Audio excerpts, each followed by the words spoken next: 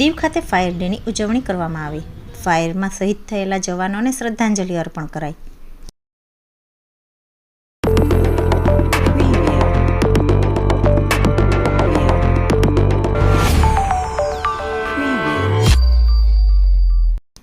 કેન્દ્ર શાસિત પ્રદેશ દીવ ખાતે દર વર્ષની જેમ આ વર્ષે પણ ફાયર ડેની ઉજવણી કરવામાં આવી। આ વર્ષે તારીખ 14 એપ્રિલથી 20 એપ્રિલ 2024 દરમિયાન ફાયર સર્વિસ વીકની ઉજવણી કરવામાં આવશે। આજરોજ ફાયર ડેના દિવસે ફાયર વીકની શરૂઆત કરવામાં આવી। આજે ફાયર સ્ટેશન ખાતે શહીદોને શ્રદ્ધાંજલિ અર્પણ કરવા કાર્યક્રમનું આયોજન કરવામાં આવ્યું હતું, જેમાં પીઆઈ ગાવિતની અધ્યક્ષતામાં કાર્યક્રમ યોજાયો। કાર્યક્રમ દરમિયાન પીઆઈ ગાવિતે ફાયર ડે મનાવવાના મુખ્ય ઉદ્દેશ્ય જણાવ્યા અને સાથે મુંબઈ ખાતે થયેલ ઘટનાની માહિતી આપી હતી। કાર્યક્રમ દરમિયાન 2 મિનિટનું મૌન રાખીને અને પુષ્પ અર્પણ કરી શહીદોને શ્રદ્ધાંજલિ અર્પણ કરાઈ। આ પ્રસંગે ફાયર બ્રિગેડના ઓફિસર સહિત જવાનો ઉપસ્થિત રહ્યા હતા। કાર્યક્રમ પૂર્ણ થયા બાદ દીવ જિલ્લામાં ફાયરની ગાડીઓ દ્વારા સાયરન સાથે ભ્રમણ કર્યું હતું અને લોકોને ફાયર પ્રત્યે જાગૃત કરવામાં આવ્યા હતા।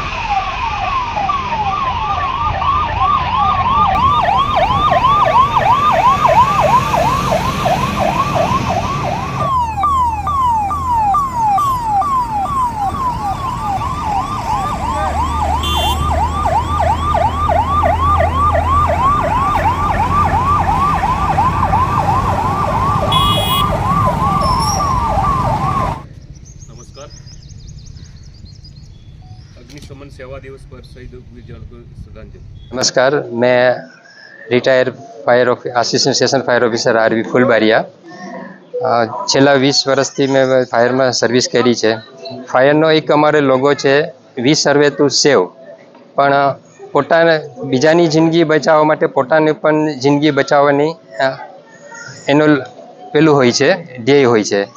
સાથે સાથે હું કહું કે 1944માં જે મુંબઈ ડોકયાર્ડમાં જે હોનર થઈ, જે ફોર્ટ SS એક શિપ હતું, એમાં ખૂબ પ્રચંડ દારૂગોળો ભરેલો હતો.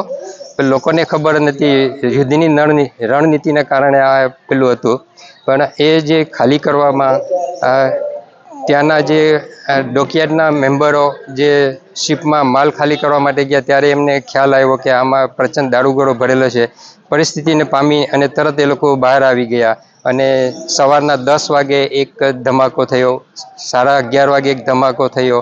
એમાં આજુબાજુના શિપ હતા તે પણ ઉછરીને તેમાં પેલું થઈ ગયા. અને છેલ્લે એક 12 વાગ્યાનો જે ધમાકો થયો, એમાં પૂરું મુંબઈને ક્ષતિગ્રસ્ત બનાવી દીધું.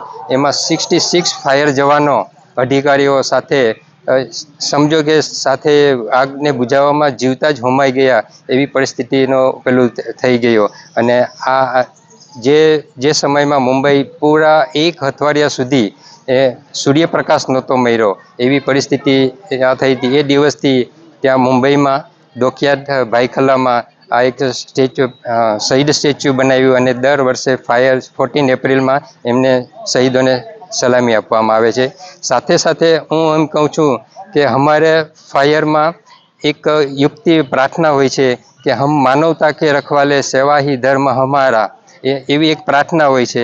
એમાં એક પંક્તિ આવે છે, હમ ચાહે જहाँ भी जाहे वो सदा हमें है ध्यान, बाद में चाहे जो हो पहले तो है हम इंसान, एक कर्तव्य हमारा पूजा है. वो उद्देश्य हम सारे हमारा स्टाफ वाले सब अग्नि का जो कुछ अग्नि में कुछ होनारत होती है, वो जान हानि को बचाते हुए ये काम करता है. जय हिंद.